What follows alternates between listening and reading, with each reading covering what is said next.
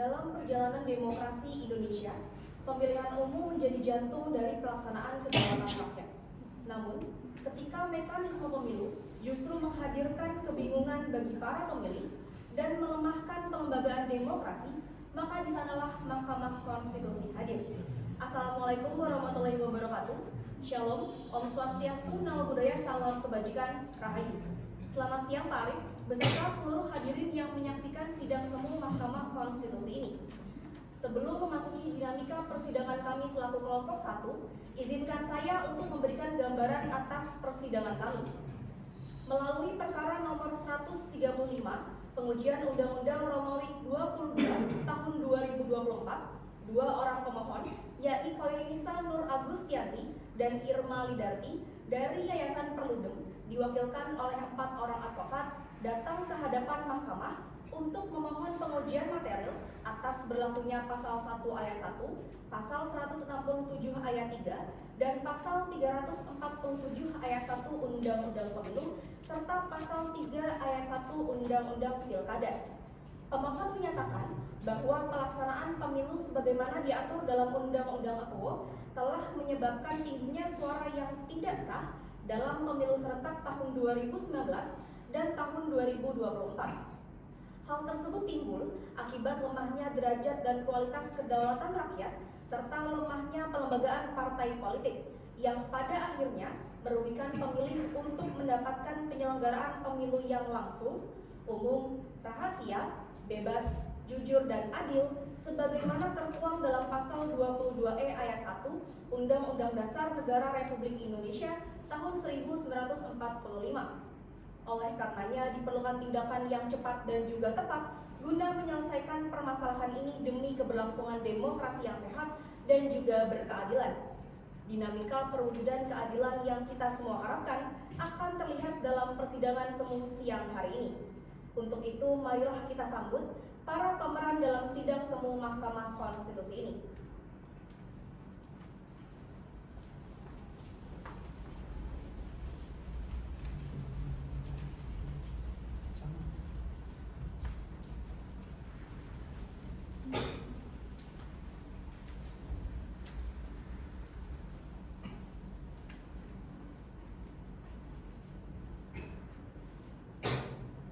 Inilah para pemeran yang sangat luar biasa.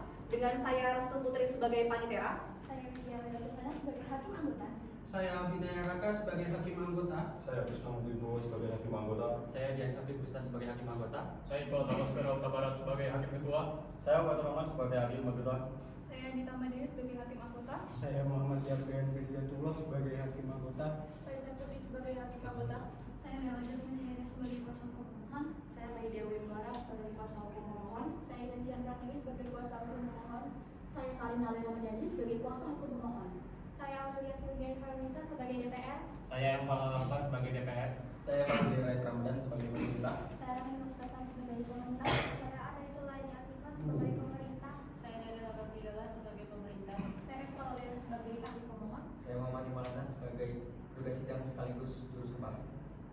pemilu menjadi cerminan kedaulatan, Mahkamah hadir tegakkan keadilan. Dengan penuh hormat kami haturkan selamat menyaksikan. 1, 2, 3. Ayo rame-rame kita sidang MK. Kelompok 1.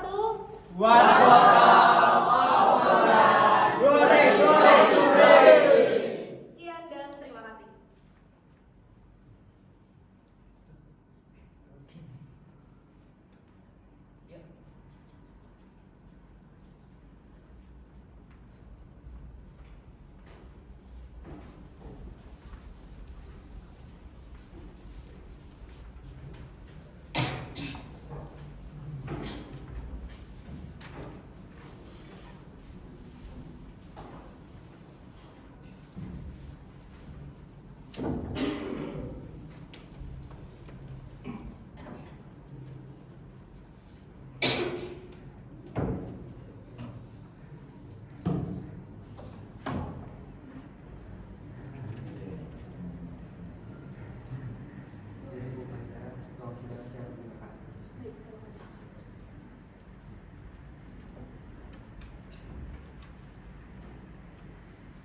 kepada para pihak dan juga hadirin, kepada para pihak dipersilakan untuk memasuki ruang persidangan.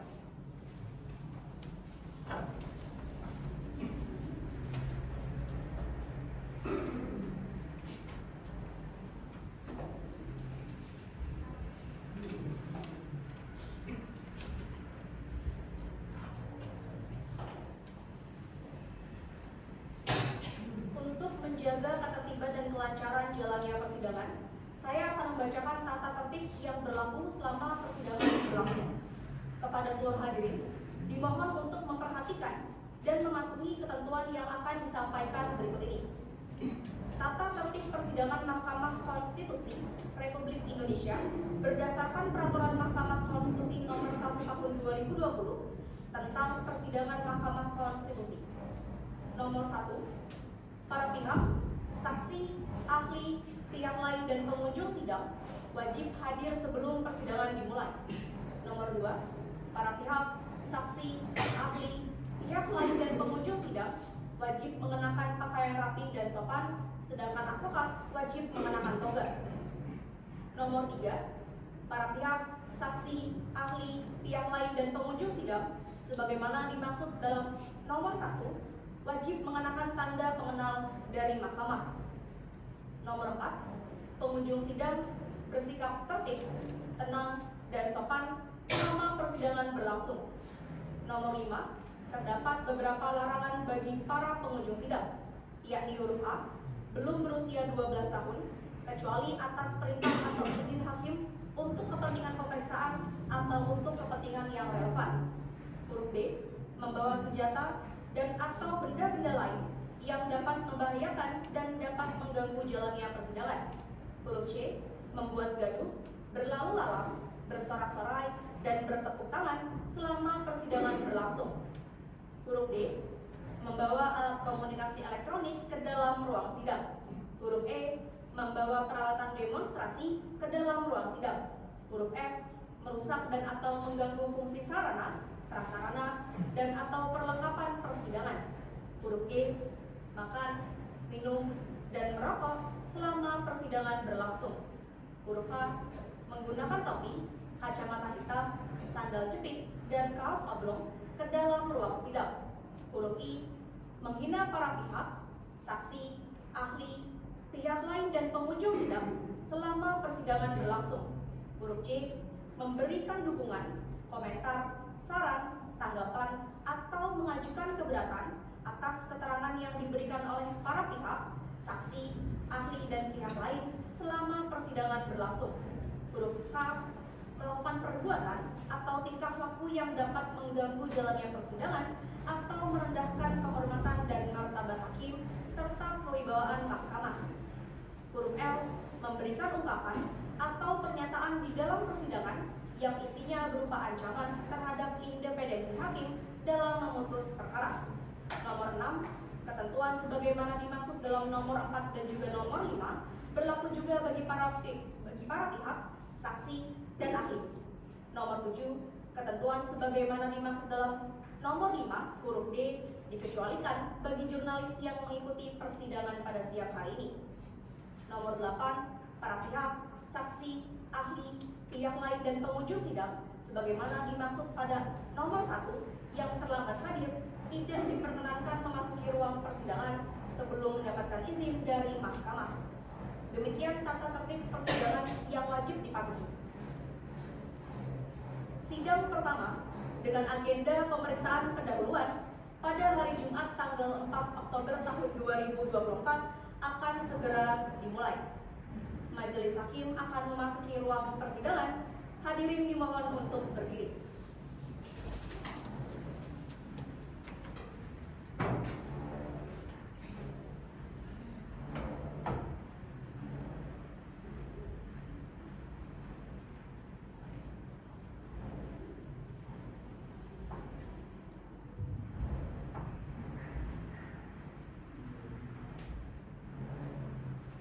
Silakan duduk kembali.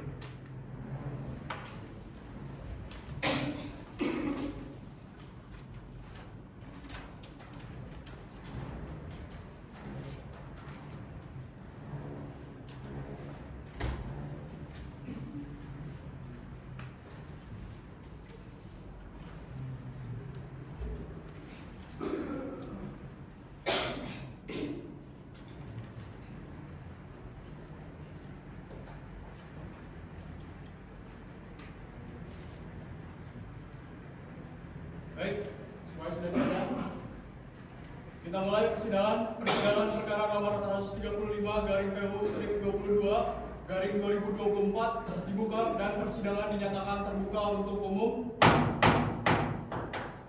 Selamat pagi, salam sejahtera untuk kita semua. Diperkenalkan untuk para pemohon yang hadir.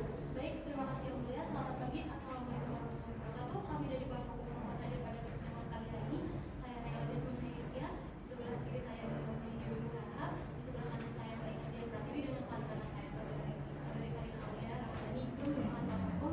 Terima kasih yang hadir Ketua. Assalamualaikum warahmatullahi wabarakatuh. Waalaikumsalam warahmatullahi wabarakatuh. Baik, saudara Ibu Naila, terima kasih. Mahkamah sudah menerima permohonan ini dan kami bertiga ditunjuk sebagai hakim panel untuk sidang pendahuluan maupun pembuktian nanti ya. Oleh karena itu, karena pemohon sudah biasa beracara DK, jadi sudah paham betul hukum acara di dalam pengujian undang-undang. Maka dari itu, agar mempersingkat waktu, disampaikan pokok-pokok permohonan yang diajukan ini dalam waktu yang tidak terlalu lama ya.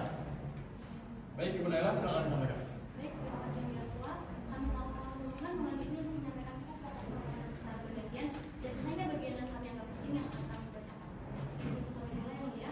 Pertama, permohonan ini adalah pengujian terhadap dua undang-undang yaitu pasal 1 ayat 1, pasal 167 ayat 1, dan pasal 347 ayat 1 Undang-Undang Nomor 7 Tahun 2017 tentang Pemilihan Umum dan pasal 3 ayat 1 Undang-Undang Nomor 8 Tahun 2015 tentang perubahan atas Undang-Undang Nomor 1 Tahun 2015 mengenai penetapan Perpu Nomor 1 Tahun 2014 tentang pemilihan gubernur, bupati, dan wali kota. Selanjutnya ada tentang kewenangan mahkamah karena permohonan ini merupakan pengujian undang-undang terhadap Undang-Undang Dasar Negara Republik Indonesia tahun 1945, maka berdasarkan pasal 24C ayat 1 Undang-Undang 1945 dan pasal 1 ayat 1 huruf A Undang-Undang Nomor 24 Tahun 2003 tentang Mahkamah Konstitusi, Mahkamah berwenang untuk memeriksa dan memutuskan permohonan apel. Selanjutnya ada tentang kedudukan hukum atau legal standing, bahwa berdasarkan Akta Yayasan Perludem khususnya pasal 16 angka 5, pengurus berhak melakukan yayasan di dalam dan di luar pengadilan, ketua umum bersama satu pengurus lainnya berwenang bertindak untuk dan atas nama pengurus serta mewakili yayasan. Saat ini ketua pengurus yayasan Perludem adalah Ibu Hoirunisa dengan sekretaris saya sendiri dan bendahara Ibu Irma. Dalam permohonan ini, Yayasan Perludem diwakili oleh Ibu Hoirunisa dan Ibu Irma. Dengan demikian, pemohon memiliki kedudukan hukum yang sah untuk mengajukan permohonan ini. Bagian yang lain kami anggap dibacakan di bagian legal standing yang mulia. Terima kasih. Tentang dasar konstitusional permohonan, bahwa dasar pengujian konstitusional yang digunakan pemohon bersandar pada pasal 1 ayat 2, pasal 18 ayat 4, pasal 22E ayat 1 dan ayat 5, pasal 27 ayat 1 serta pasal 28D ayat 1 Undang-Undang 1945. Selanjutnya tentang argumentasi permohonan. Yang mulia, permohonan ini memang bukan yang pertama kali terkait isu keserentakan pemilu. Namun berdasarkan pasal 60 ayat 2 Undang-Undang Mahkamah Konstitusi, permohonan dapat diajukan kembali apabila dasar pengujian konstitusional yang berbeda. Permohonan berdasarkan permohonan ini pada norma dan pengalaman empirik hasil 2 kali penyelenggaraan pemilu serentak 5 kotak, yakni tahun 2019 dan tahun 2024, yang menurut pemohon telah 1. melemahkan derajat kualitas kedaulatan rakyat, melemahkan kelembagaan partai politik, serta merugikan hak pemilihan untuk memperoleh pemilu yang langsung, umum, bebas, rahasia, jujur, dan adil, sebagaimana amanat pada pasal 22E ayat 1 Undang-Undang Dasar 1945.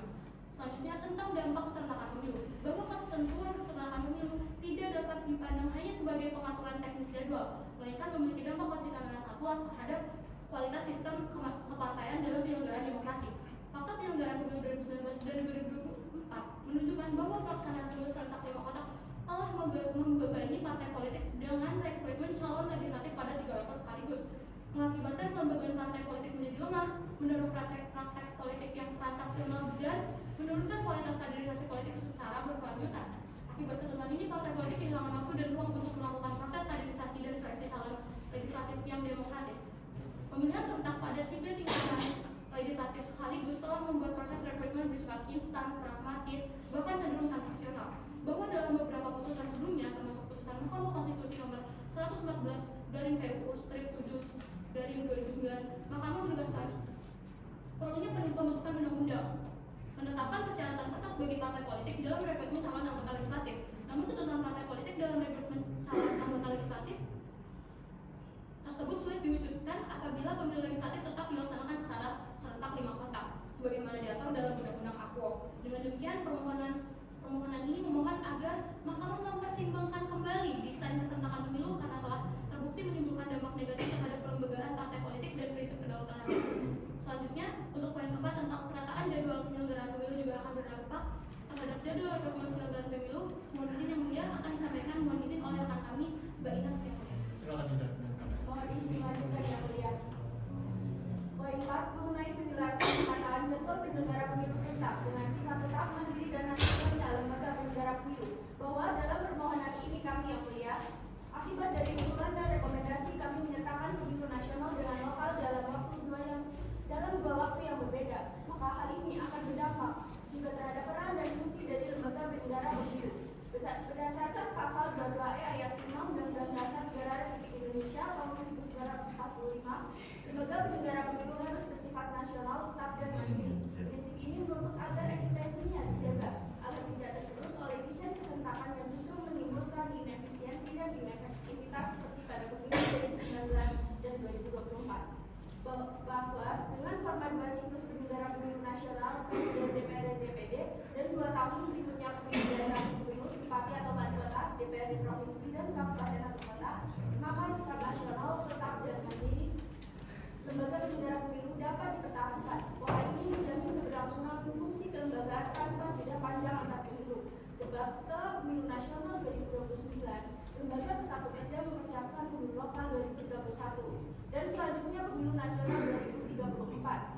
Bahwa untuk Mohon, Mas pemohon untuk ini tidak perlu dibaca semua ya, karena dari panel kami sudah paham mengenai esensinya. Jadi poin-poin penting saja yang perlu disampaikan ya. Lalu yang mana yang menurut Pak Sita ya? Baik yang mulia, yang terakhir poin 5 yang mulia tentang pemilu 5 kotak. Secara konsisten menghasilkan kebingungan bagi pemilih dan tingginya surat-suara tidak sah serta mengakibatkan melemahkan kualitas kedaulatan rakyat. Dalam hal ini kami merujuk pada data hasil pemilu 2024. Dalam hal ini surat-suara tidak sah yang ternyata juga masih cukup tinggi, yang sebesarnya mencapai dengan 15.535.304 atau 10,28%. Salah satunya ini disebabkan oleh kebingungan pemilih yang mendapat 5 kotak suara sekaligus, sehingga jika pemilu serentak dibagi dalam 2 tahapan yang terdiri dari pemilu serentak nasional dan juga pemilu serentak daerah, hal ini akan memudahkan bagi pemilih dalam memberikan suaranya, sehingga dapat meminimalisir tinggi angka surat-suara tidak sah. Untuk poin ke-6 dilanjutkan oleh rekan kami sebagai yang mulia. Ya, mohon dipersingkat ya. Baik, mohon izin yang mulia. Tentang permintaan percepatan penanganan permohonan untuk melindungi kepentingan konstitusional pemohon bahwa pembentuk undang-undang dalam hal ini DPR dan Presiden perlu memenuhi ketentuan konstitusional untuk mengatur format keserentakan pemilu jauh sebelum tahapan pemilu itu dilakukan. Artinya, kepastian format keserentakan pemilu sebaiknya disusun pada awal pemerintahan baru yang akan dimulai pada 20 Oktober tahun 2024. Dan oleh sebab itu, penting kiranya bagi Mahkamah untuk menjadikan permohonan akuo sebagai prioritas permohonan agar ada kepastian bagi pemerintahan yang baru untuk menyusun keserentakan pemilu dengan segera. Bahwa perlindungan terhadap hak konstitusional pemohon untuk dibiarkan terus terjadi dengan adanya pengabayan pembentukan undang-undang yang tidak mematuhi putusan Mahkamah. Oleh sebab itu, penting untuk menjadikan permohonan ini untuk menjadi prioritas permohonan. Wassalamualaikum warahmatullahi wabarakatuh. Waalaikumsalam warahmatullahi wabarakatuh. Terima kasih. Baik, pemohon dan kuasa hukumnya ini kan secara substansi sebenarnya sudah bukan sesuatu yang baru dan sudah pernah diajukan sebelumnya. Dan Mahkamah juga beberapa kali telah menyikapi tentang isi permohonan ini. Oleh karena itu, untuk penasihatan, saya kira juga tidak perlu pengulangan kembali, tapi untuk refresh kembali, nanti ada poin-poin penting yang secara garis besar saja yang akan disampaikan oleh para yang mulia panel. Mungkin bisa dimulai, silakan Bapak. Baik, terima kasih yang mulia Ketua Panel dan wakil Bapak Muhammad Panel. Jadi begini ya, jika kita lihat dari permohonan saudara, sebenarnya sistematiknya itu sudah rapi, kelihatan betul soal kepemiluan. Nah, tapi di sini problemnya itu bukan pada bentuknya, melainkan di substansinya. Kalau dibandingkan dengan putusan MK nomor 55, di situ esensinya mirip karena di situ Mahkamah itu sudah menegaskan bahwa pilihan soal model pemilu itu mau nasional, daerah atau gabungan itu sepenuhnya wewenang pembentuk undang-undang.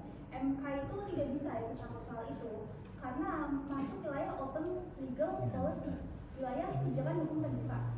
Nah, Mahkamah juga sudah mengingatkan bahwa perubahan sistem pemilu itu harus dilakukan jauh sebelum tahapan pemilu itu dimulai. Nah, itu karena butuh waktu kajian dan simulasi yang matang. Jadi memang bukan tugas MK untuk menentukan model atau melakukan simulasi itu, melainkan pembentuk undang-undang. Makanya peran lembaga seperti Perludem itu penting banget di sini. Karena itu untuk mendorong DPR dan pemerintah mulai dari sekarang menyiapkan revisi atau mungkin omnibus law kepemiluan itu supaya aturannya itu tidak terpisah-pisah dan persiapan pemilu serentak 2029 itu bisa lebih siap. Nah, kalau soal petitum yang meminta perubahan pasal 1 ayat 1 Undang-Undang nomor 7 tahun 2017 itu berat sekali ya. Karena pasal itu dasar sekali dan merombaknya sama saja seperti membuat ulang seluruh undang-undang. MK itu juga tidak punya kewenangan untuk membuat ulang norma baru. Jadi ya kesimpulannya masalah utama di sini itu bukan di cara penyusunan, melainkan di substansi yang sebenarnya sudah dijawab di putusan nomor 55. Sekarang tinggal bagaimana pembentuk undang-undang itu bisa cepat bekerja dan lembaga seperti Perludem itu bisa mendorong agar perubahan sistem pemilu dilakukan lebih awal dengan kajian yang lebih luas. Saya kira itu dari saya. Terima kasih. Terima kasih Prof. Mungkin bisa dilanjutkan oleh Prof. Yandra. Terima kasih yang mulia ketua panel dan yang anggota panel Prof. Widya Laila Tuhana. Saya ingin menyampaikan beberapa pandangan terhadap permohonan ini ya. Saya sangat yakin pemohon ini bertujuan meningkatkan kualitas pemilu. Tapi permohonan tersebut justru berpotensi mendorong MK untuk melakukan judicial aktif yang terlalu jauh dan malah masuk ke ranah kewenangan pembentuk undang-undang. Nah, tadi dalam petitum yang terkait definisi itu juga malah nantinya akan berdampak pada perubahan pasal-pasal lain dalam undang-undang pemilu. Malah seperti merombak undang-undang tersebut, seperti yang disampaikan Prof. Hana tadi ya. Nah, saya ada satu hal lagi terkait kedudukan hukum. Pemohon mendalilkan dirinya sebagai taxpayer ya. Nah, berdasarkan putusan 12/2020, kedudukan tersebut itu lebih relevan untuk pengujian undang-undang mengenai pajak dan keuangan negara, bukan undang-undang pemilu. Mengenai skema pemilu yang diusulkan, saya mengingatkan bahwa jadwal yang melampaui tahun 2031 itu malah berpotensi bertentangan dengan pasal 22E ayat 1 Undang-Undang Dasar 1945 yang dalam pasal tersebut kan mengatur bahwa pemilu harus dilaksanakan setiap 5 tahun sekali. Nah, itu justru dapat menyebabkan masa jabatan melampaui batas konstitusional. Tentang dalil tadi pemohon bahwa pemilu serentak 5 kotak ini melemahkan partai politik, saya menilai hal ini perlu dikaji lebih lanjut ya. Apakah benar merupakan persoalan yuridis atau malah masalah internal partai itu sendiri. Kalau sebaiknya kalau ada hasil studi atau penelitian lah yang bisa dipergunakan ya. Saya juga mengingatkan bahwa penyatuan jadwal pilkada dan pemilu sebelumnya ini bertujuan menjaga kesinambungan antara pemerintahan pusat dan daerah. Kalau jadwal dipisah 2 tahun, nantinya bisa muncul ketidaksinkronan antara RPJMN dan RPJMD ketika terjadi pergantian presiden nanti. Nah, sehingga arah pembangunan daerah nanti menjadi berubah-ubah dan malah melemahkan sistem pemerintahan. Ya, saya paham betul ya, karena saya mengikuti perkembangannya dulu dan saya dulu pernah di Senayan, jadi saya sedikit mengetahui lah. Nah, saya kira itu saja dari saya kembalikan kepada yang mulia Tuan. Baik, terima kasih yang mulia. Itu ya, gunakan dan rekan-rekan selaku kuasa hukum pemohon nanti bisa dicermati kembali permohonan ini dan bisa diserap apa yang disampaikan oleh para yang mulia tadi. Untuk dimasukkan di bagian perbaikan jika berkenan ya, untuk pertimbangan nanti. Memang sebenarnya kan permohonan ini tidak banyak mengubah pergeseran esensi yang ada di putusan 55 sebenarnya. Hanya di permohonan ini ada penegasan bahwa keserentakan itu baik pemilihan umum nasional maupun daerah itu kemudian diaturkan dengan memperluas ketentuan umum di pasal 1. Kemudian keserentakan yang kedua pada bagian disubstansikan supaya diinsert ada jeda 2 tahun itu. Selebihnya itu kan sudah tercover di opsi yang ada di putusan 55. Nah, itu nanti tolong dikuatkan kembali argumentasinya. Bagaimana kalau itu merupakan norma-norma yang menjadi hidup ya, Bu Naila, nanti dampaknya ke norma-norma lain itu seperti apa? Lalu karena itu kan bisa dikatakan ketentuan umum itu merupakan jiwa dari undang-undang pemilu itu sendiri. Dan mungkin juga bagaimana ketentuan umum yang ada di undang-undang pilkada, karena kan pasti akan terdampak nantinya pada undang-undang pilkada yang dipersoalkan di undang-undang pemilu. Tapi undang-undang pilkadanya ketentuan umumnya didiamkan saja, kan itu nanti bisa ada kontradiksi interminus baru yang timbul. Tapi memang prosesnya perlu pencermatan, bagaimana kami nilai juga cukup sulit. Memang kontestasi berikutnya masih di 2029 didorong dan 2031 untuk yang pilihan berikutnya. Tapi tidak sesederhana itu. Apakah ada pilihan baru Ibu Naila? Apakah tidak sebaiknya sudah MK saja didorong untuk bagaimana pembentuk undang-undang itu menyegarkan? Nah, soal formulanya seperti apa itu memang ranahnya pembentuk undang-undang dan kajian-kajian yang diperlukan pun juga didorong agar pembentuk undang-undang melakukan kajian itu, termasuk tadi juga disampaikan Prof. Hanan dan juga Prof. Yandan, Perludem juga harus ikut berperan aktif karena memang selama ini kan selalu diambil bagian di dalam perkembangan undang-undang pemiluan maupun paradigma tentang pemiluan itu. Perludem selalu memasukkan dan berperan aktif untuk memberikan masukan-masukan kepada yang pasti semua yang lain, termasuk pembentuk undang-undang yang sangat krusial di sana. Mungkin itu saja. Jadi silakan Ibu Naila dan rekan-rekan untuk dipertimbangkan apa yang disampaikan oleh para yang mulia tadi. Lalu apakah ada yang ingin ditanyakan terlebih dahulu? Baik, terima kasih banyak yang mulia Ketua, yang mulia Prof. Hana, dan yang mulia Pak Yarden. Beberapa penambahan yang tadi telah disampaikan oleh majelis panel sudah kami catat dan kami akan perbaiki dan lengkapi apa yang perlu kami sampaikan di permohonan karena ini akan sangat berdampak signifikan terhadap konstruksi keserentakan pemilu. Baik, terima kasih ya. Terima kasih, mulia. Jika seperti itu, baik. Kemudian dari Mahkamah memberikan waktu paling lambat penyerahan perbaikan selama 14 hari ke depan. Baik soft copy maupun hard copy nanti sudah harus diterima di MK ya. 14 hari ke depan itu hari apa Pak Nidara? Hari Jumat yang mulia, tanggal 17 Oktober tahun 2024. Oke, baik. Terima kasih Pak Nidara. Jika nanti sudah siap sebelum tanggal tersebut bisa langsung diserahkan ke Kepanitraan. Nanti kami dari Mahkamah akan menjadwalkan sidang dengan agenda menerima perbaikan permohonan ini. Baik. Apakah ada yang ingin menanyakan? Baik, terima kasih. Dengan demikian sidang selesai dan ditutup. Sidang pemeriksaan pendahuluan telah selesai digelar. Beberapa waktu kemudian, para pemohon kembali hadir di hadapan mahkamah untuk melanjutkan agenda persidangan berikutnya. Sidang kedua dengan agenda perbaikan permohonan pada hari Kamis tanggal 17 Oktober tahun 2024 akan segera dimulai. Sidang perkara nomor 135/PU/22/2024 dibuka dan persidangan dinyatakan terbuka untuk umum. Baik, selamat siang. Diperkenalkan untuk para pemohon ini masih sama ya? Masih sama yang mulia. Baik. Kami dari majelis panel sudah menerima naskah perbaikan dari para pemohon dan kami juga sudah mencoba untuk membaca. Namun lebih jelasnya sudah disampaikan pada bagian-bagian mana yang dilakukan perbaikan untuk disampaikan secara singkat. Sementara selebihnya dianggap sudah dibacakan pada persidangan sebelumnya sehingga tidak perlu disampaikan lagi. Silakan kuasa pemohon.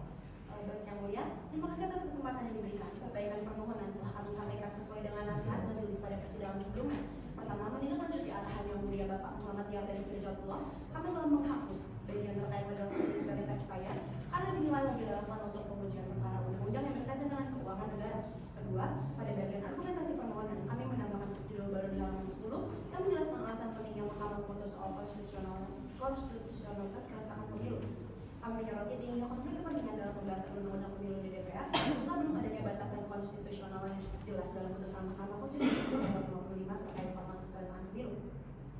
Menurut kami, Mahkamah perlu memberikan panduan yang lebih rinci agar sistem keserentakan pemilu mampu memperkuat kedaulatan pemilih, menyegarkan penyelenggaraan, dan memperbaiki kelembagaan partai politik. Selain itu, kami telah menambahkan rujukan akademik sebagaimana disarankan oleh Yang Mulia, yaitu studi Randigan tahun 2020 yang membahas faktor-faktor perubahan desain sistem pemilu dan peran lembaga peradilan dalam informasi elektoral, sebagaimana tercantum pada poin 14 hingga halaman 16. Terakhir, sesuai dengan nasihat majelis hakim mengenai keterkaitan penataan jadwal keserentakan pemilu dengan kesinambungan pembangunan nasional, kami menambahkan argumentasi pada poin kelima halaman 20. Kami menjelaskan bahwa meskipun ada jeda 2 tahun antara pemilu nasional dan daerah, kesinambungan pembangunan tetap terjaga karena seluruh visi misi pejabat publik merujuk pada dokumen rencana pembangunan jangka menengah dan jangka panjang dan menengah sebagaimana diatur dalam Undang-Undang Nomor 59 Tahun 2004. Selebihnya kami anggap dibacakan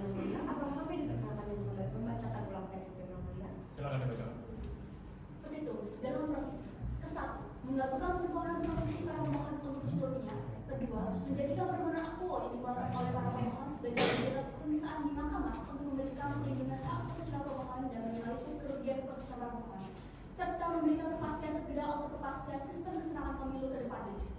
Dalam pokok perkara, 1. Mengabulkan permohonan para pemohon untuk seluruhnya. Kedua, menyatakan pasal 1 ayat 1 Undang-Undang Nomor 7 Tahun 2017 Pemilihan Umum selanjutnya disebut pemilu adalah sarana daftar rakyat untuk memilih anggota DPR, DPRD dan seterusnya bertentangan dengan Undang-Undang Dasar 1945 sepanjang tidak dimaknai pemilihan umum yang selanjutnya disebut pemilu adalah sarana daftar rakyat untuk memilih anggota DPR, anggota DPD, presiden dan wakil presiden pada pelaksanaan pemilu nasional dan untuk memilih anggota DPR dan gubernur dan wali kota pada pelaksanaan pemilu daerah yang dilaksanakan secara langsung, umum, bebas, rahasia, jujur dan adil dalam kesatuan negara Republik Indonesia. Ketiga, menyatakan pasal 167 ayat 3 Undang-Undang Nomor 7 Tahun 2017 pemungutan suara dilaksanakan secara serentak pada hari libur atau hari yang diliburkan secara nasional bertentangan dengan Undang-Undang Dasar Negara Republik Indonesia tahun 1945 sepanjang tidak dipanai pemungutan suara dilaksanakan secara serentak pada pelaksanaan pemilu nasional dan untuk memilih anggota DPR, anggota DPD, presiden, wakil presiden dan pada pelaksanaan pemilu daerah untuk memilih anggota DPR dan gubernur, bupati dan wali kota.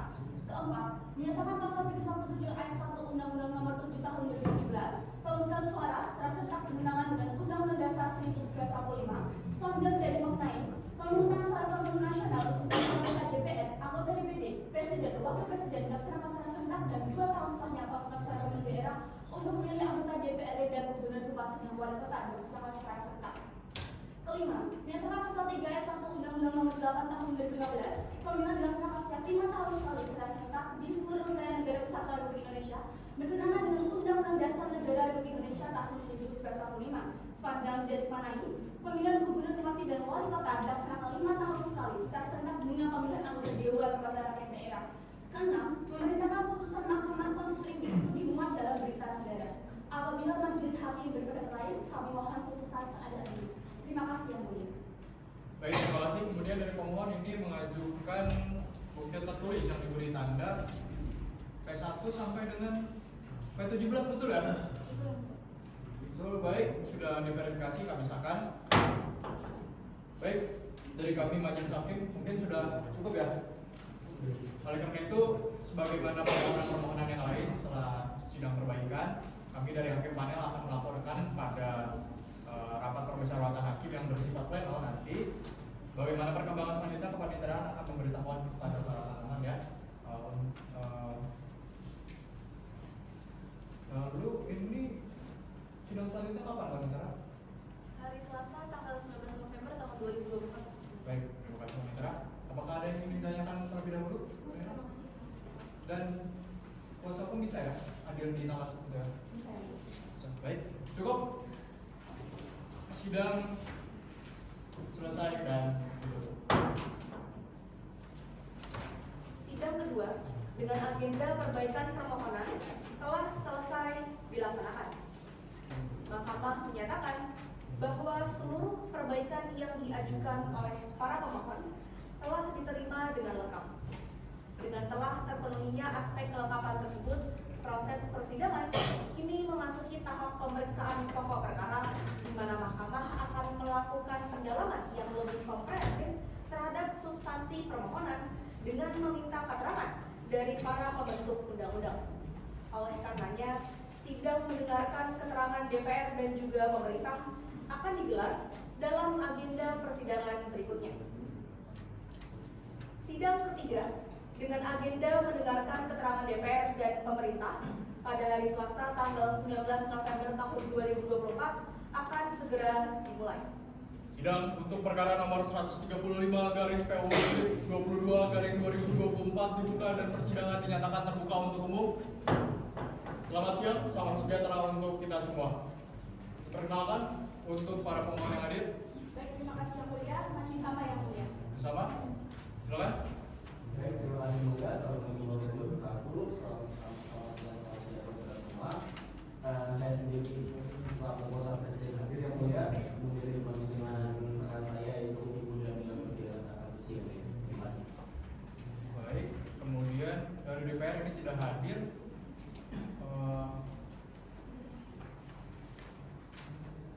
Baik, terima kasih Bapak Fadli. Agenda persidangan siang hari ini seurjanya adalah untuk mendengarkan keterangan DPR dan Presiden.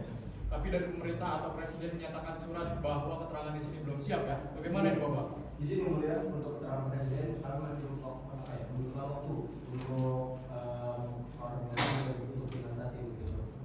Kami dari pemerintah mengajukan permohonan penundaan. Baik, kemudian dari DPR juga belum siap ya dengan keterangan dan nanti akan dijadwalkan ulang. Itu ya kuasa hukum dan prinsipal.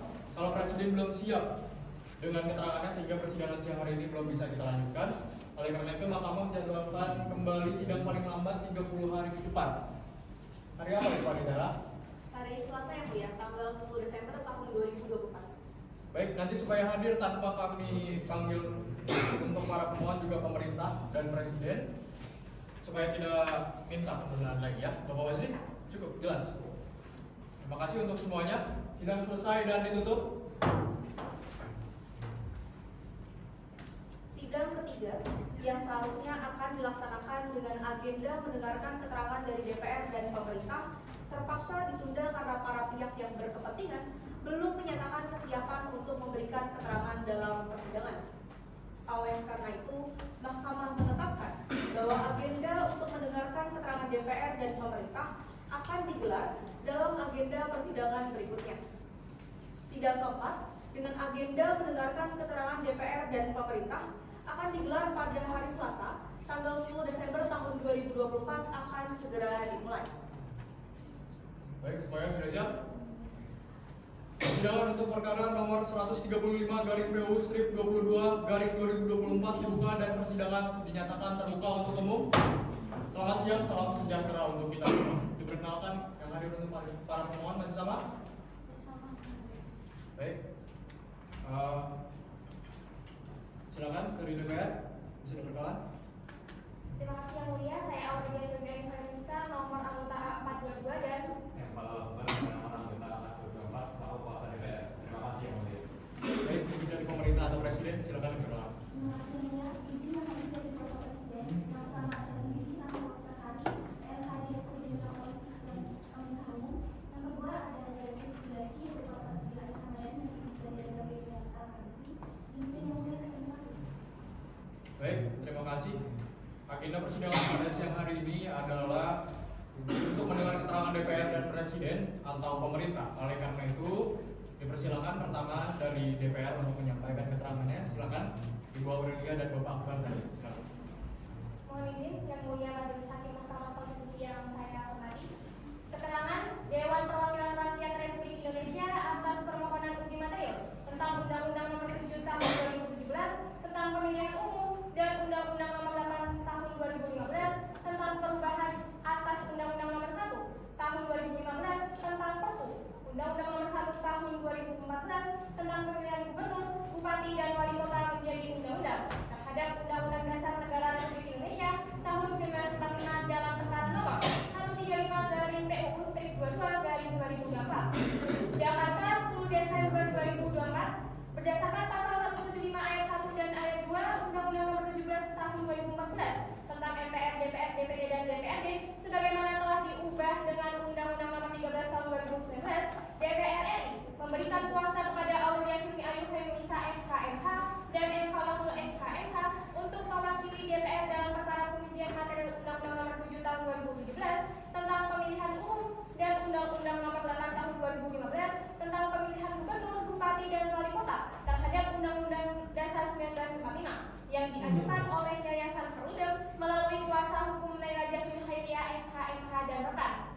Pemohon mendalilkan bahwa ketentuan dalam pasal 1 ayat 1, pasal 167 ayat 3 dan pasal 1347 ayat 1 Undang-Undang 7 Tahun 2017 serta pasal 3 ayat 1 Undang-Undang 8 Tahun 2015 bertentangan dengan pasal 1 ayat 2, pasal 18 ayat 4, pasal 22 ayat 1 dan 5, pasal 27 ayat 1 serta pasal 28 D ayat 1 Undang-Undang Dasar 1945 karena penyelenggaraan pemilu 5 kotak yakni pada tahun 2019 dan 2024 dianggap menurunkan kualitas kedaulatan rakyat, melemahkan kelembagaan partai politik serta merugikan hak pemilih. DPR menilai pemohon tidak memiliki kedudukan hukum atau legal standing karena tidak mengalami kerugian konstitusional secara langsung. Adapun tanggapan DPR sebagai berikut.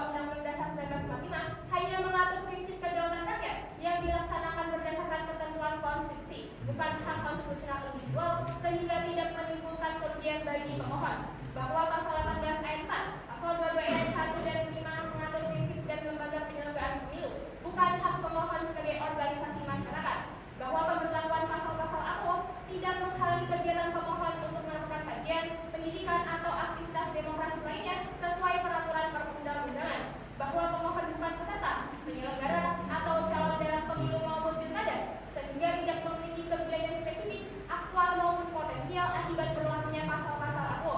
Tidak terdapat hubungan sebab akibat atau causal effect antara pemberlakuan pasal-pasal tersebut dengan dugaan kerugian yang dialami pemohon. Yang kedua, yakni bahwasanya pasal-pasal AKO hanya mengatur aspek fundamental penyelenggaraan pemilu dan pilkada tanpa menimbulkan kerugian konstitusional yang spesifik, aktual maupun potensial bagi pemohon. Pemohon yang berkedudukan sebagai organisasi kemasyarakatan bukan penyelenggara, peserta maupun calon dalam pemilu maupun pilkada, sehingga tidak memiliki kepentingan langsung atas keberlakuan pasal-pasal tersebut. Dengan demikian, tidak terdapat hubungan sebab akibat atau causal effect antara berlakunya pasal AKO dengan hak konstitusional yang didalilkan. DPR menegaskan bahwasanya pasal-pasal tersebut tidak menghalangi atau merugikan hak pemohon sebagaimana diatur dalam pasal 27 ayat 1 dan pasal 28 C ayat 1 Undang-Undang Dasar 1945. Oleh sebab itu, berdasarkan parameter kerugian konstitusional dalam putusan Mahkamah Konstitusi nomor 60 garing PU strip 3 garing 2005 dan nomor 11 garing PU strip 5 garing 2007, DPR menyimpulkan bahwa pemohon tidak memenuhi syarat kedudukan hukum atau legal standing untuk mengajukan pengujian material AKO. Berdasarkan pada hal-hal yang disampaikan tersebut, DPR RI berpandangan bahwa pemohon tidak memiliki kedudukan hukum karena tidak memenuhi pasal 51 ayat 1 dalam penjelasan Undang-Undang tentang Mahkamah Konstitusi serta tidak memenuhi persyaratan kerugian konstitusional yang diputuskan dalam putusan MK terdahulu. Namun demikian, terhadap kedudukan hukum pemohon, DPR RI menyerahkan sepenuhnya pada kebijaksanaan yang punya majelis hakim Mahkamah Konstitusi untuk mempertimbangkan dan menilai apakah pemohon memiliki kedudukan hukum atas pengajuan pengujian materi pasal-pasal AKO. Pandangan DPR terhadap pokok permohonan sebagai berikut. Yang pertama, bahwa dalam putusan MK nomor 14 garis PU strip 11/2013, Mahkamah menyatakan bahwa penyelenggara pemilu presiden dan legislatif secara terpisah bertentangan dengan Undang-Undang Dasar 1945. Oleh karena itu, pemilu presiden dan wakil presiden serta pemilihan anggota DPR, DPD dan DPR tidak boleh diselenggarakan secara terpisah. Yang kedua, bahwa menindaklanjuti putusan tersebut dibentuk Undang-Undang Nomor 7 Tahun 2017 dan menggabungkan Undang-Undang Nomor 42 Tahun 2008 tentang pilihan pilpres. Yang kedua, Undang-Undang Nomor 8 Tahun 2012 tentang pemilu DPR, DPD, DPD, Undang-Undang Nomor 15 Tahun 2009 tentang penyelenggaraan pemilu. Undang-undang ini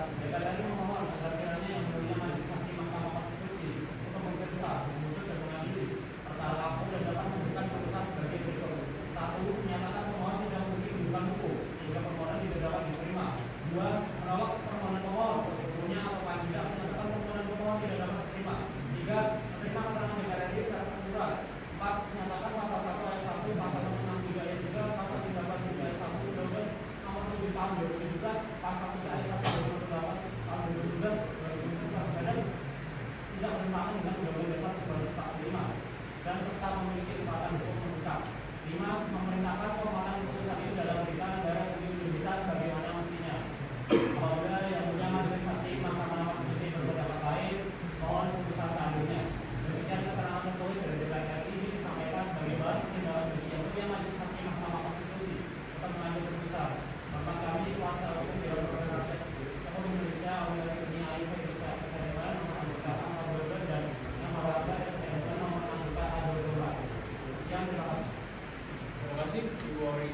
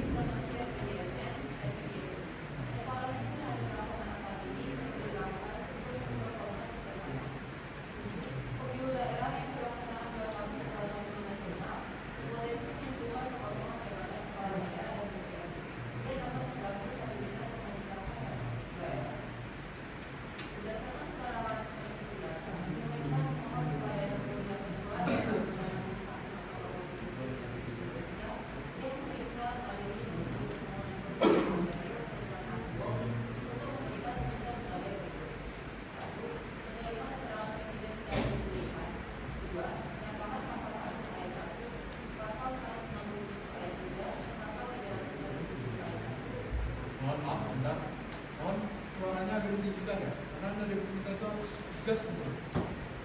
Undang-Undang Nomor 7 Tahun 2017 tidak bertentangan dengan Undang-Undang 1945 dan tetap memiliki kekuatan hukum tetap. 3. Penyakaran pasal 3 ayat 1 Undang-Undang Nomor 8 Tahun 2015 tidak bertentangan dengan Undang-Undang Dasar 1945 dan tetap sah serta mengikat. Apabila Mahkamah berpendapat lain di mohon putusan seadil-adilnya. Demikian keterangan ini atas perkenan dan kehadiran beliau Ketua dan anggota Majelis Mahkamah Konstitusi Republik Indonesia diucapkan terima kasih. 18 Desember 2024, mohon kami kuasa hukum Presiden Republik Indonesia, kami ulangi Presiden Menteri Dalam Negeri Republik Indonesia, Muhammad Irfan Rafian, Direktur Republik Indonesia, Soekarno Adi Agas. Terima kasih. Baik, terima kasih Ibu Rani selaku PLH Dirjen dan Ibu Bibi selaku Direktur Litigasi tadi. Dari hakim, mungkin ada yang ingin disampaikan? Izin yang mulia. Silakan, yang mulia bisa disampaikan ya. Terima kasih yang mulia Ketua. Terima kasih pada Ibu Anulia dan Pak Albert selaku mewakili DPR dan Dirjen yang mewakili Presiden. Saya tidak bertanya, hanya memohon tambahan keterangan terkait evaluasi pelaksanaan pemilu 2019 dan 2024 yang menggunakan 5 surat suara secara serentak. Mencakup pemilihan eksekutif tingkat pusat dan legislatif dari pusat hingga daerah, baik pemerintahan maupun DPR, diharapkan dapat menyampaikan evaluasi atas pelaksanaan pemilu serentak tersebut. Mengingat berbagai persoalan yang muncul dalam praktiknya, selain itu kami mencatat bahwa DPR telah memasukkan revisi undang-undang pemilu dan undang-undang pilkada ke dalam prolegnas 2024 sampai 2029. Terlepas dari isu open legal homicide, Mahkamah perlu memahami bagaimana bentuk undang-undang mengevaluasi pelaksanaan dua pemilu serentak kali tersebut. Terima kasih. Terima kasih. Selanjutnya, kalau kita Terima kasih juga kepada Bu Amelia, Pak Akbar, dan meminta sekitarnya. Sebelumnya terkait penyelenggaraan pemilu, seharusnya pemohon mengajukan gagasan saya terlebih dahulu dalam proses ke DPR dulu, dalam proses legislasi, bukan langsung ke MK. Karena fakta pelaksanaan pemilu dan pilkada serentak sebelumnya menunjukkan perlunya evaluasi ulang di segi pemilihan, terutama terkait perlunya partisipasi pemilih. Oleh karena itu, DPR dan pemerintah diharapkan dapat mensimulasikan berbagai opsi model pemilu dan melakukan sinkronisasi seluruh norma pemilu dan pilkada dalam satu undang-undang. Penyusunan undang-undang tersebut harus melibatkan seluruh pemangku kepentingan dan bisa diselesaikan sebelum tahapan pemilu dimulai untuk menghindari kekacauan hukum. Pada intinya, tugas utama pembentukan undang-undang pemilu ada di tangan DPR dan pemerintah, sementara MK hanya berperan mengoreksi jika terjadinya ketidaktepatan konstitusional. terima kasih yang mulia. Itu ya. Kami kira Ibu Aurel dan Bapak Akbar juga Ibu Rani selaku PLH Dirjen agar bisa ditambahkan dalam keterangan tertulis. Sekaligus keterangan yang dari DPR tadi, Ibu Aurelia dan Bapak Akbar yang belum kami terima, mohon segera dikirim ke Mahkamah ya. Sekaligus keterangan tambahan yang diminta oleh Yang Mulia Prof. Krisna dan Prof. Gusta juga sebaiknya disegera. Demikian juga yang dari pemerintah yang kami terima itu baru kami unduh dari digitalnya, tapi yang fisiknya ini belum ada tanda tangannya. Bagaimana ini? Mohon lagi segera ya. Nanti bisa dikirim sekaligus dengan keterangan tambahan yang tadi. Baik. Kemudian dari pemohon apakah ada ahli yang ingin diajukan?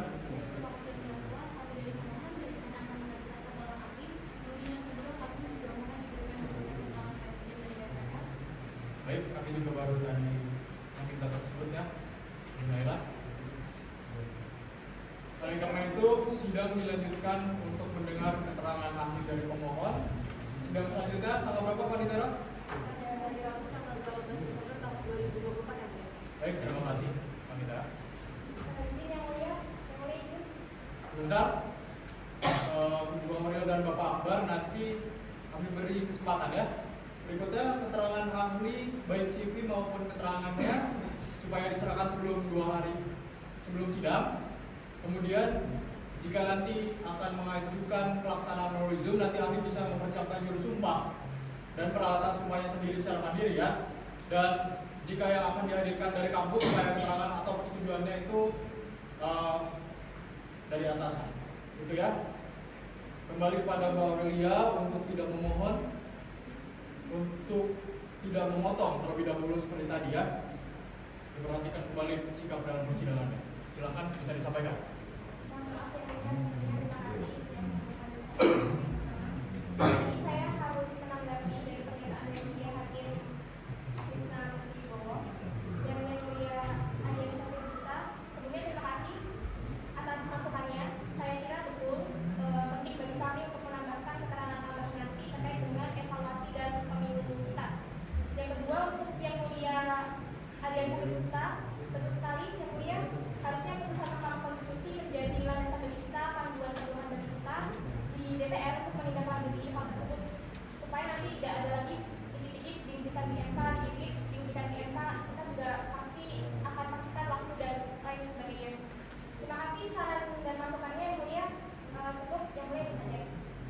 terima kasih dari Bu Rani. Apakah sudah cukup ya tadi ya?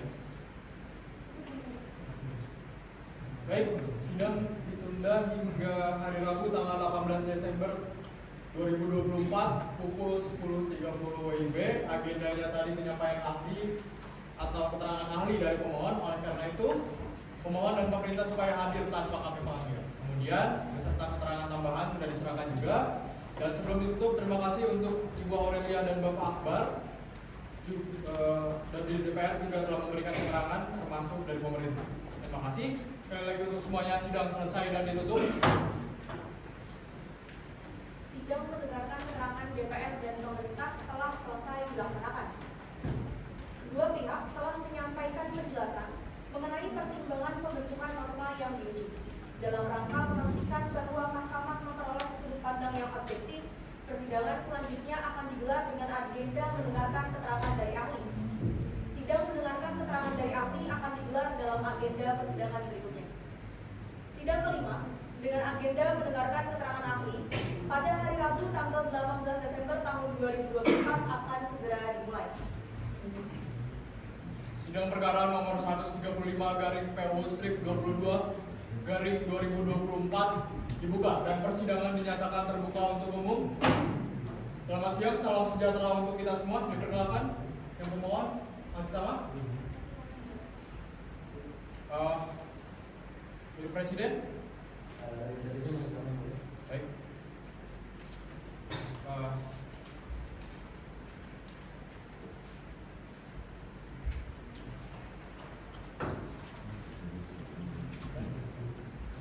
Silakan pemerintah. Ini yang dari DPR.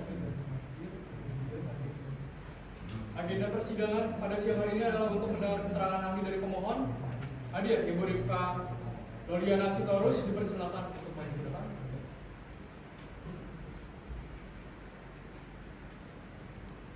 Untuk diambil sumpah terlebih dahulu ya. Dibantu yang mulia Prof. Anita.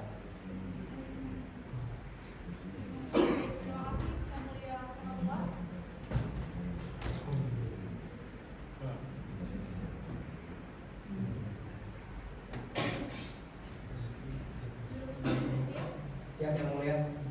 Baik, saudara ahli pemohon, Ibu Rifka Loliana Sitorus, SIP, MPP, ikuti lafaz sumpah yang saya sampaikan.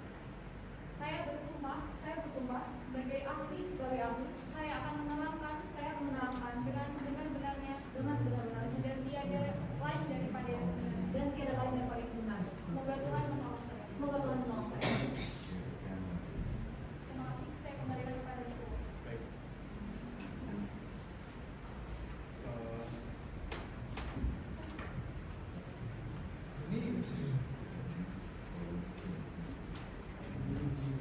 Ini emang style agak begini ya.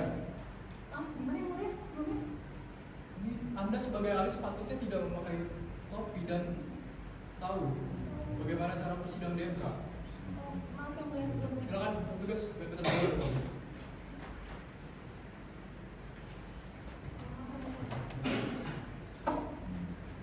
Ada apa Ali? Tidak apa-apa yang mulia, hanya sedikit lempos saja yang mulia. Bisa dilanjutkan? Bisa yang mulia. Silakan. Baik yang mulia, terima kasih sebelumnya atas kesempatannya. Pertama-tama mungkin saya ingin masuk terkait dengan pengurusan undang-undang pemilu pilkada yang sampai saat ini belum kemudian memutuskan 3 tujuan dalam pemilu sebagai dalam ilmu politik. Yakni yang pertama itu ada pembangunan politik, kedua itu ada integrasi politik, serta pemerintahan yang efektif. Nah, perlu kita pahami bersama bahwa dalam perumusan undang-undang pemilihan konstitusional itu tidak ada 3 hal. Pertama itu adalah bentuk badan perwakilan rakyat sebagai bentuk tinjauan tahan atas pasal 1 ayat 2. Kemudian kedua adalah menjaga keutuhan dan keselamatan bangsa sebagaimana bentuk pengejauhan tahan atas pasal 1 ayat 2. Maaf, maksud saya pasal 1 ayat 1 yang mulia. Serta yang ketiga adalah menciptakan pemerintahan yang efektif sebagaimana cita-citakan oleh bangsa yang termuat dalam pembukaan Undang-Undang Dasar 1945 sampai pada alinea keempat. Nah, kalau kita lihat dalam sejarah pemilu kita sejak 1955, sistem pemilu kita itu konsisten menggunakan sistem pemilu proporsional. Dulu pada masa Orde Baru dan masa transisi rezim di tahun 1999, sebenarnya memang ada upaya untuk mengubah rezimnya menjadi mayoritarian.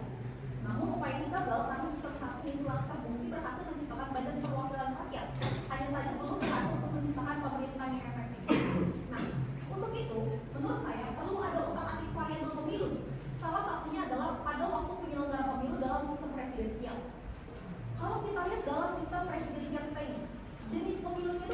dua ya. Pertama itu ada pemilu eksekutif dan juga pemilu legislatif yang kemudian jadwalnya perlu diatur sedemikian rupa agar menghasilkan pemilu yang efektif.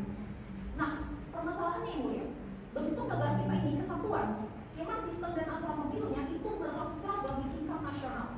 Berbeda dengan negara federasi yang mana sistem pemilu nasionalnya memang berlaku di semua negara, namun terkait dengan teknis dan juga sistemnya mereka itu memiliki otoritasnya masing-masing.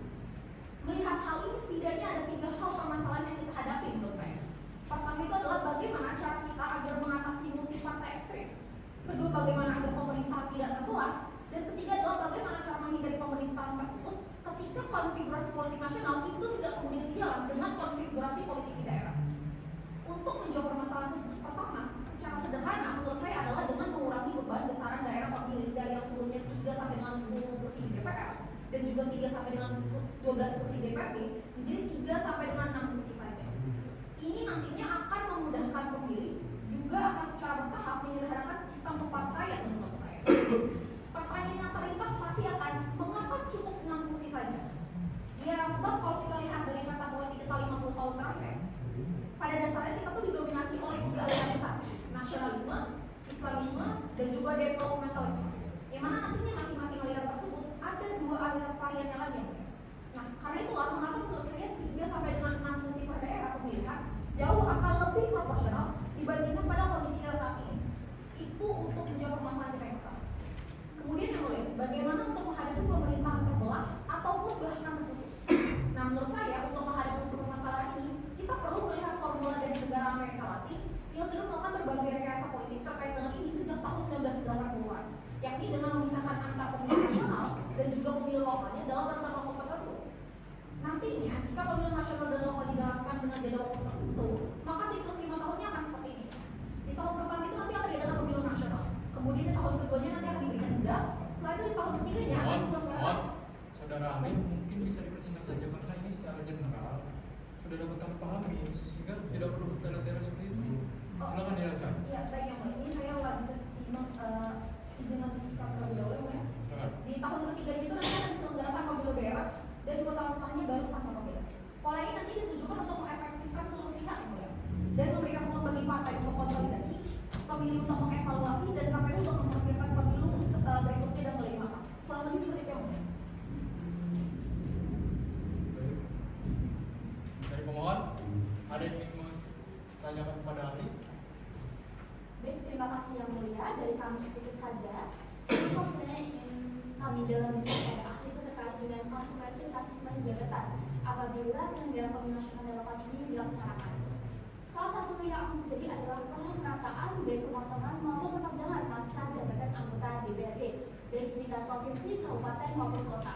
Lalu bagaimana saksi melihat hal ini melalui legitimasi politik termasuk juga minimalisasi ekskonflik dan lain sebagainya sebagai akibat dari masa transisi. Itu saja yang mulia. Terima kasih. Baik, terima kasih. Apakah dari pemerintah ada pertanyaan terlebih dahulu?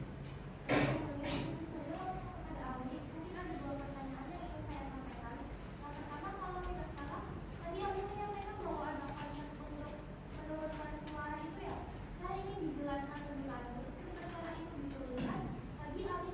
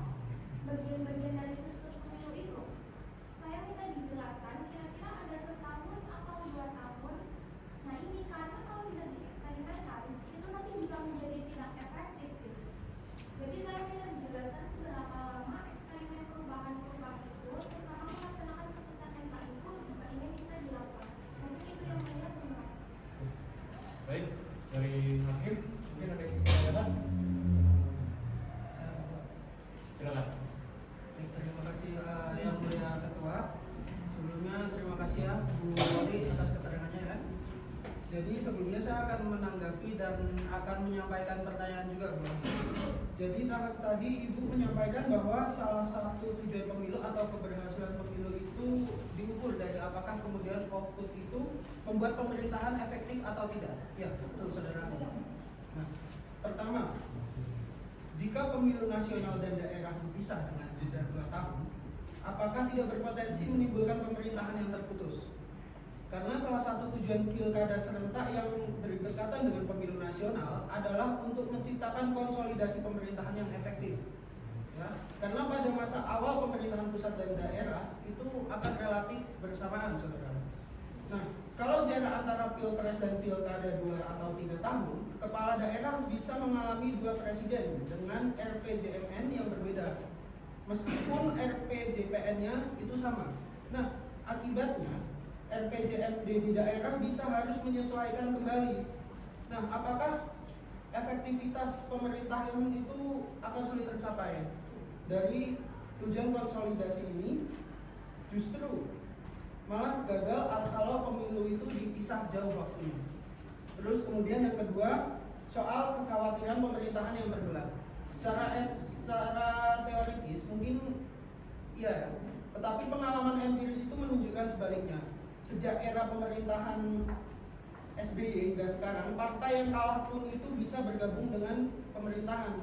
Nah, bahkan ini hampir semua partai ya, saudara ahli, itu berada di koalisi pemerintah, sehingga sulit dikatakan terjadi keterbelahan. Nah, apakah dengan demikian konsepsi pemerintahan terbelah ini tidak lagi sesuai dengan realitas politik kita? Cukup ini ya. Cukup, terima kasih yang mulia. Dari Pak Ustaz mungkin. Terima kasih yang mulia. Tadi pemohon menyinggung isu lokal nasional yang sebenarnya sudah dibahas sebelumnya oleh DPR. Menurut pemohon, tugas MK terkait pemilu sudah selesai dengan putusan 55. Karena MK telah memberi beberapa opsi untuk mendesain sistem pemilu. Jika semua hal dikerjakan MK, maka fungsi pembentukan undang-undang akan berkurang. Selanjutnya, yang perlu dikonsentrasikan sekarang adalah soal pilkada. Apakah tetap serentak atau dikembalikan ke DPRD? Sebab ini menjadi perdebatan saat ini. Jangan sampai fokus pada pemisahan lokal nasional, justru karena mengabaikan kemungkinan perubahan mekanisme pemilihan kepala daerah. Terkait keserentakan, meski pilkada serentak saat ini dimaksudkan mengakhiri masa transisi, faktanya masih ada transisi di dalamnya, misalnya soal waktu pelantikan.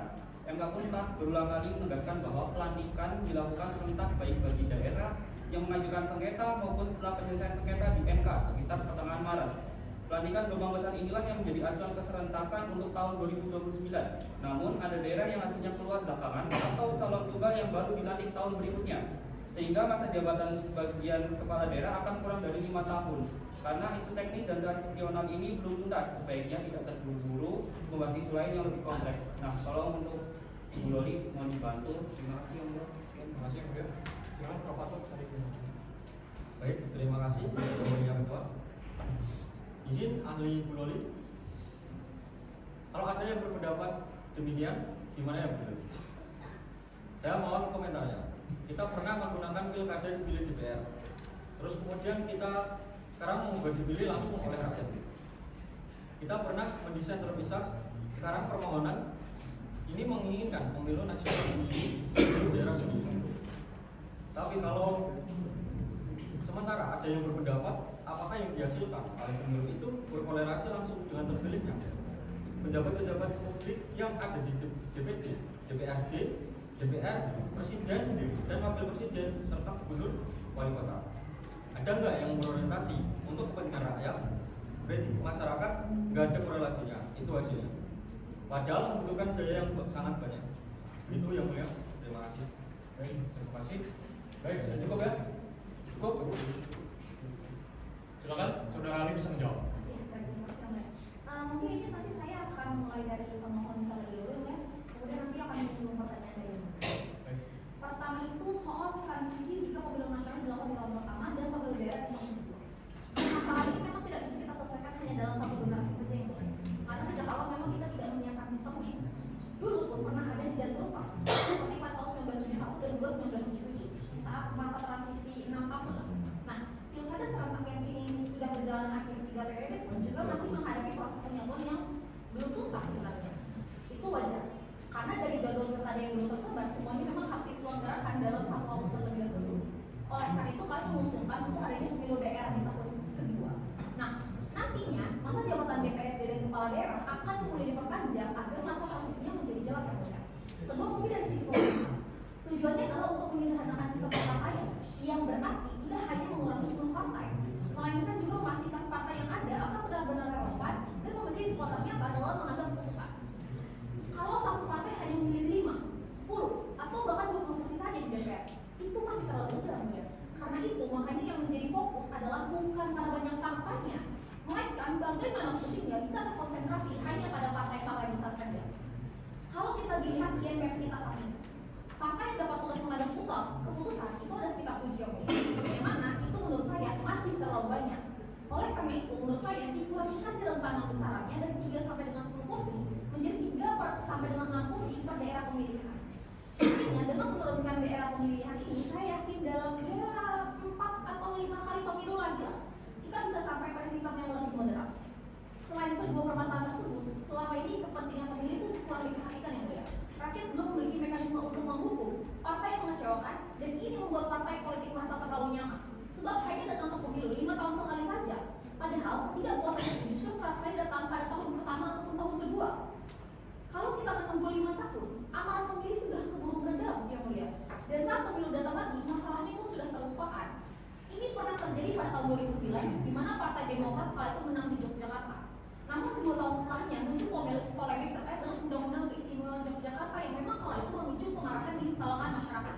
Nah, mari kita bayangkan kalau pada tahun 2011 kala itu ada pemilu lagi. Sudah dapat dipastikan? Oh, iya ya mulai. Mohon maaf, saya mau komentar sedikit ya. Setahu saya di Jakarta itu bisa tanpa menunggu 2 tahun saudara. Oh, iya ya mulai. Memang benar, di Jakarta itu memang bisa. Hanya saja pemilih dan sentimen di Jakarta itu memang berbeda yang mulia. Bansosnya bisa ditolak di sana dan pemilih tetap memiliki kebebasan untuk menentukan pilihannya. Tapi Pak, bagaimana kalau kepala desanya bersama dengan aparat lain juga menunggu pembagian bansos? Itu menjadi pilihan lain Pak. Nah, kembali ke pertanyaan mungkin saya mulai dari yang mulia Prof. Atau terlebih dahulu. Permasalahannya Pak, pemilih kita ini sampai saat ini tidak diberikan ruang sama sekali untuk menentukan partai maupun pejabat-pejabat terpilih dengan suaranya Pak. Karena apa? Ya karena itu tadi, karena pemilunya terlalu lama Pak. Nah, disinilah pentingnya pemilu daerah yang menyatukan antara pemilihan kepala daerah dan juga DPRD. Dengan begitu, partai mau tidak mau harus bertanggung jawab atas kinerja kepala daerah yang diusulkan. 3 tahun setelahnya nanti akan diadakan evaluasi. Rakyat akan bisa mengevaluasi secara langsung apakah kemudian partai dan calon yang mereka pilih nanti akan benar-benar layak untuk kemudian dilanjutkan atau tidak. Apakah layak untuk dipercaya ataupun tidak. Seperti itu Pak. Kemudian menjawab yang mulia Pak Rahman ya. Dalam sistem presidensial Pak seperti kita ini, pemilih yang kecewa dengan partai-partai di daerah harus bisa menghukum mereka lewat pemilu nasional. Ini khas negara kesatuan seperti Indonesia Pak. Karena kepala daerah juga dipilih langsung, sistem presidensial seakan-akan diterapkan di semua level, sehingga koordinasi antar tingkat pemerintahan itu menjadi mudah Pak. Kalau hasil pemilu nasional melahirkan pemerintahan kinerja yang baik, efeknya nanti akan meluar ke daerah Pak. Dengan begitu potensi pemerintah terputus itu bisa ditekan karena arah kebijakan pusat dan daerah cenderung akan saling menyesuaikan. Nah, kemudian kalau pertanyaannya adalah apakah nantinya konsolidasinya akan terwujud? Ya, itu cenderungnya stabil ya Pak. Di banyak negara presidensial, presidennya itu hampir selalu menjabat 2 periode Pak. Kecuali kalau ada skandal besar. Di Amerika Latin misalnya, 80% presiden itu terpilih 2 kali Pak. Padahal prestasinya biasa-biasa saja. Kalau kita lihat di Indonesia pun Pak, sama saja. Baik Pak SBY maupun Pak Jokowi itu terpilih 2 kali karena memang dianggap stabil Pak. Artinya, walau pemilunya dipisah Pak, konsolidasinya akan tetap berjalan karena sistem presidensial memang menciptakan kesinambungan politik dan pemerintahan tanpa harus kemudian disertakan. Nah, dalam praktiknya, kecenderungan stabilitas ini juga tampak di tingkat daerah. Kepala daerah umumnya menyesuaikan arah kebijakan dengan pemerintahan pusat. Kalau koalisinya menang, biasanya bergabung ke daerah. Bahkan partai yang semula kalah pun sering bergabung dengan koalisi pemenang demi menjaga hubungan dan efektivitas pemerintahan. Karena itu, konsep pemerintahan itu makin tidak relevan Pak. Karena kekuatan politik pusat justru menyatu dan mempengaruhi arah politik di daerah selama 1 sampai dengan 2 periode pemerintahan. Lanjut mungkin kepada yang mulia Prof. Busta ya Pak. Saya kira ini memang masa transisi panjang yang harus kita lalui ya Pak. Dari zaman Pak Harto pun kita masih pakai penyatuan pemilu legislatif pusat dan daerah, yang mana sebenarnya cara itu dipakai untuk menjaga stabilitas dalam persatuan. Sehingga partai pemenang nasional seperti Golkar otomatis menang di hampir seluruh daerah. Jadi itu semacam cara untuk mendemokratisasi tapi otoritarianisme. tetap otoriter tapi dibungkus dalam pemilu agar tampak sah dan juga legitimate. Nah, pola ini kemudian terbawa hingga sekarang, Pak. Karena partai merasa nyaman cukup datang ke pemilih 5 tahun sekali saja, yang akibatnya bahkan setelah reformasi pun pemilih belum punya cukup ruang untuk menghukum partai ataupun calon yang gagal memenuhi janji. Sebenarnya kami dari teman-teman masyarakat sipil sejak tahun 2004 telah mendorong gagasan untuk adanya pemilu serentak, Pak. Namun setelah tahun 2009 usulan ini ditolak karena belum ada dasarnya kala itu. Sebab undang-undang pemilu legislatif dan juga presiden kala itu masih terpisah memang. Namun kemudian baru pada tahun 2014 melalui putusan MK pemilu legislatif dan presiden disatukan pelaksanaannya, Pak. Meski begitu, ide untuk menyertakan pemilu nasional di daerah kala itu masih belum bisa diterima juga. Barulah kemudian lewat putusan MK nomor 55 dan juga 85 tahun 2019 ya Pak, ditegaskan bahwasannya pilkada merupakan bagian daripada pemilu yang sekaligus mengakhiri perdebatan panjang mengenai keserentakan pemilu dan kemudian menegaskan bahwa pilkada adalah bagian daripada pemilu. Nah, itu menjadi dasar penting penataan sistem pemilu ke depannya. Karena itu kemudian lewat Undang-Undang Nomor 59 Tahun 2024 tentang RPJMD tahun 2005 sampai dengan 2045, pemerintah dan DPR sepakat untuk mengkualifikasi Undang-Undang Pemilu dan juga Pilkada sebagai bentuk langkah taktis menuju penyelenggaraan pemilu nasional dan daerah secara serentak. Kalau dari pemerintah, Pak, sebenarnya aman-aman saja ya, boleh. Namun partai politik kala itu belum sepenuhnya menerima gagasan ini. Kenapa gagasan ini masih sulit untuk diterima oleh partai politik? Ya sebenarnya sederhana, Pak. Karena partai politik sudah terlalu nyaman dengan pola evaluasi 5 tahun sekali. Selama ini pemilu tidak memiliki kontrol terhadap partai secara efektif, sedangkan partai justru mudah menggalang suara karena pemilu legislatif dilakukan serentak antar level. Padahal Pak, seharusnya fokus utama kita bukan pada strategi pemenangan antar level, tapi pada pembentukan pemerintahan yang efektif dan juga akuntabel. Nah, dengan format ini diharapkan pemilu akan lebih proporsional, esensi daripada program yang akan lebih tersempit, dan pemerintahan di semua level akan lebih efektif tanpa terbelah dan juga terfokus. Demikian yang mulia. Baik, terima kasih saudara ahli. Dari pemohon cukup ya? Atau ingin mengajukan ahli kembali? Cukup. Dari pemerintah kemudian cukup. Ini emang tidak memajukan ahli ya? Baik, dengan demikian sidang hari ini sudah sidang terakhir untuk perkara ini. Oleh karena itu para pihak pemohon dan pemerintah jika ingin mengajukan kesimpulan ditunggu hingga kapan, Pak Nitera? Hingga hari Senin tanggal 30 Desember tahun 2024 ya, Bang. Hari Senin tanggal yang mulia, saya mungkin bisa sedikit lagi mungkin. Ya, silakan saudara Alex. Seperti ini yang mulia. Sebetulnya MK sudah sangat jelas dengan putusan 55 dan juga 85 yang mulia. Kami di masyarakat sipil dan kalangan akademisi juga sejak pasca pemilu 2024 telah berupaya untuk meyakinkan format ini. Tetapi selalu ditolak, ya mulia. Bukan oleh pemerintah, tapi oleh partai. Karena apa? Karena mereka sudah begitu nyaman dengan situasi yang ada saat ini. Jadi saya kira Pak, pada akhirnya memang pilihan akan jatuh di tangan yang mulia. Apakah kenyamanan partai akan terus dipertahankan Pak dengan mengorbankan kepentingan pemilih dan juga kedaulatan rakyat sesungguhnya? Atau kemudian kita berani melangkah satu tahap lagi dari putusan 55 dan 85 menuju titik akhir kita yang di putusan 135. Seperti itu yang kurang lebih yang mulia. Ya, baik, terima kasih saudara ahli. Jadi nanti kami akan pertimbangkan semuanya dalam pembahasan perkara ini. Termasuk terima kasih untuk keterangannya. Mudah-mudahan bisa menjadi substansi pertimbangan dalam pengambilan putusan. Baik, jadi cukup ya untuk pemohon dan pemerintah. Cukup. Terima kasih untuk semuanya. Sidang selesai dan ditutup. Sidang dengan agenda mendengarkan keterangan ahli telah selesai dilaksanakan. Ahli telah memberikan analisis serta pandangan yang memperkaya pemahaman mahkamah dan memperjelas isu konstitusional yang menjadi pokok permohonan. Dengan selesainya tahap pembacaan tersebut, kini persidangan memasuki tahap akhir, di mana mahkamah akan merumuskan pertimbangan berdasarkan keseluruhan keterangan yang telah terungkap dalam persidangan. Pertimbangan mahkamah serta amar putusan atas perkara akuo akan disampaikan dalam agenda persidangan berikutnya.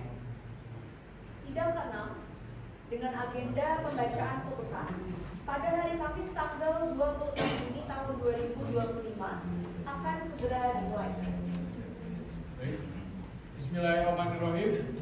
Sidang perkara nomor 135/PU/22/2024 mengenai pengujian materi Undang-Undang Nomor 7 Tahun 2017 tentang Pemilihan Umum dan Undang-Undang Nomor 8 Tahun 2015 tentang perubahan atas Undang-Undang Nomor 1 Tahun 2012 tentang penetapan peraturan pemerintah pengganti Undang-Undang Nomor 1 Tahun 2014 tentang pemilihan gubernur, bupati, dan wali kota menjadi undang-undang terhadap Undang-Undang Dasar Negara Republik Indonesia tahun 1945 dengan agenda pengucapan ketetapan dan putusan dibuka dan persidangan dinyatakan terbuka untuk umum.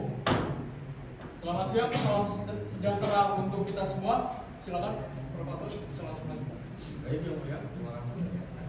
Putusan nomor 135 garis miring PUU Strip 2022 garis miring 2024. Demi keadilan berdasarkan tuntunan Yang Maha Esa, Mahkamah Konstitusi Republik Indonesia yang mengadili perkara konstitusi pada tingkat pertama dan terakhir menjatuhkan putusan dalam perkara pengujian Undang-Undang Nomor 7 Tahun 2017 tentang pemilihan umum dan Undang-Undang Nomor 8 Tahun 2015 tentang perubahan atas Undang-Undang Nomor 1 Tahun 2015 tentang penetapan peraturan pemerintah pengganti Undang-Undang Nomor 1 Tahun 2014 tentang pemilihan gubernur, bupati, wali kota menjadi undang-undang terhadap Undang-Undang Dasar Negara Republik Indonesia tahun 1945 yang diajukan oleh Yayasan Perkumpulan untuk Pemilu dan Demokrasi yang diwakili oleh Indonesia Nur Agus Yanti, Ketua Pengurus Perudem, dan Irfan Lidarti, Bendahara Pengurus Perudem yang memberi kuasa kepada Nela Jasmine Kairia Esa Emma dan kawan-kawan selanjutnya disebut sebagai pemohon.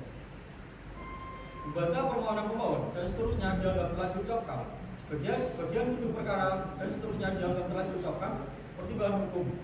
Kewenangan Mahkamah berwenang mengadili permohonan pemohon.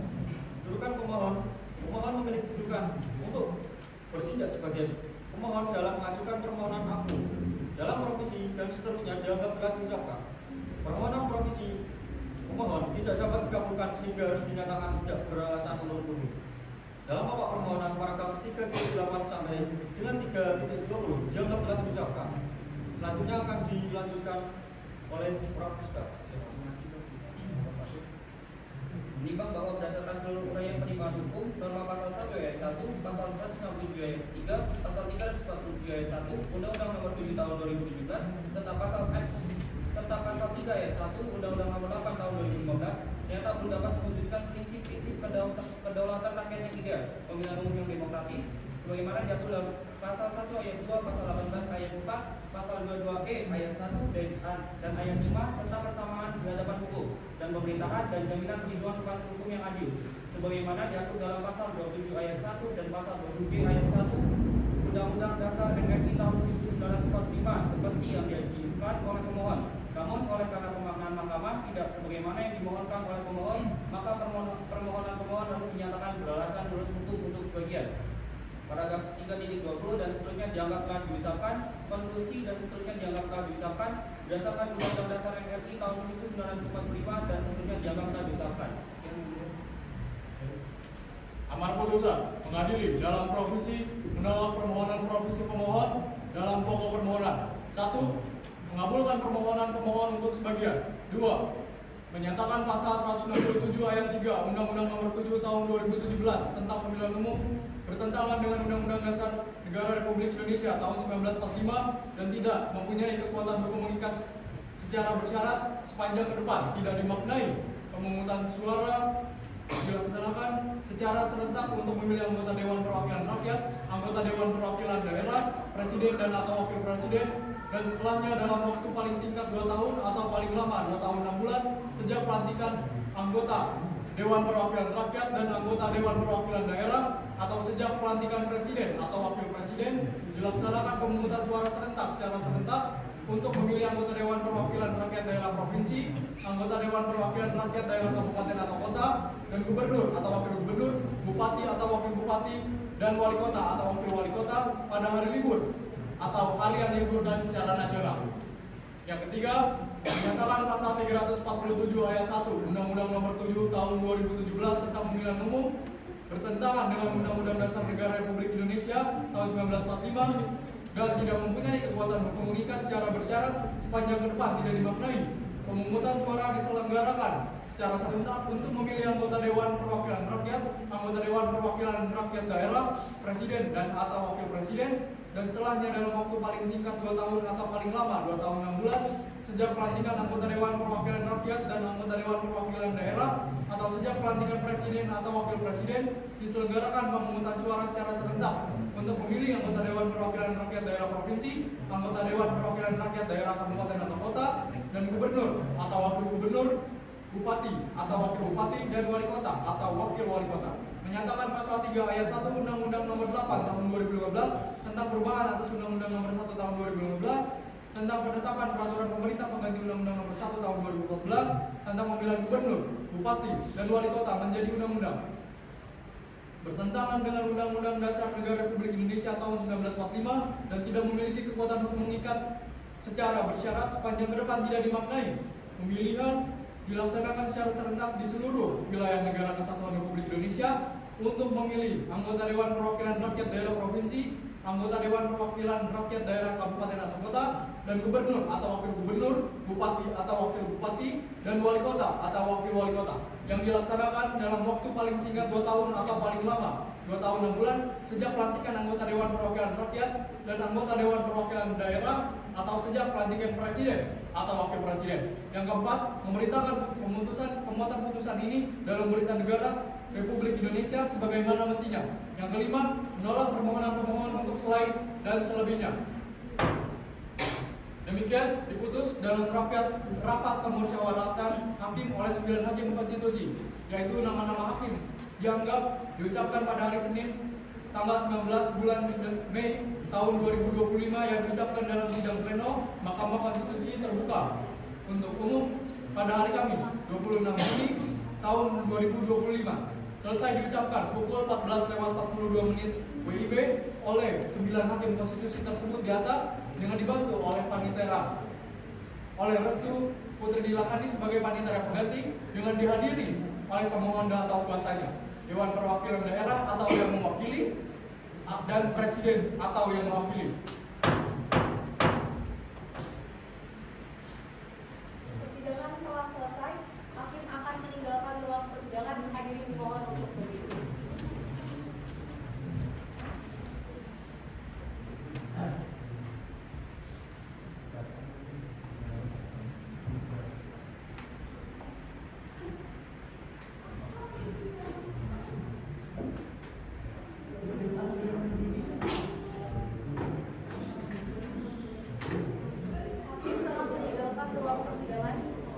Dipersilakan untuk meninggalkan ruang persidangan.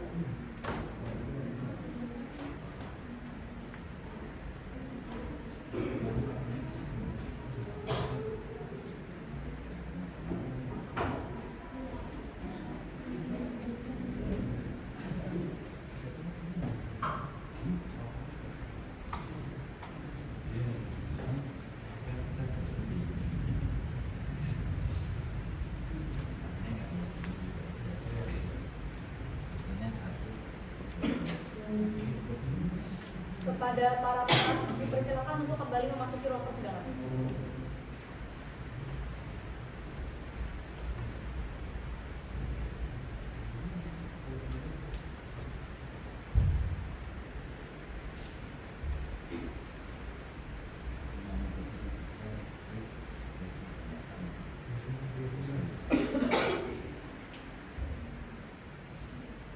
Dengan ini, praktik sidang Mahkamah Konstitusi Nomor Perkara 135 Pengujian Undang-Undang Romawi 22 Tahun 2024 perihal pengujian material pasal 1 ayat 1, pasal 167 ayat 3, pasal 347 ayat 1 Undang-Undang Pemilu, serta pasal 3 ayat 1 Undang-Undang Pilkada terhadap pasal 1 ayat 2, pasal 18 ayat 4, pasal 22E ayat 1 dan juga ayat 5, pasal 27 ayat 1, dan pasal 28 ayat 1 Undang-Undang Dasar Negara Republik Indonesia tahun 1945 telah selesai.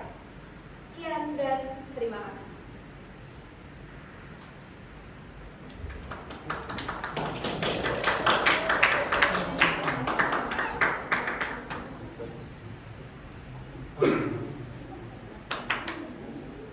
Oke, mari kita nilai dulu.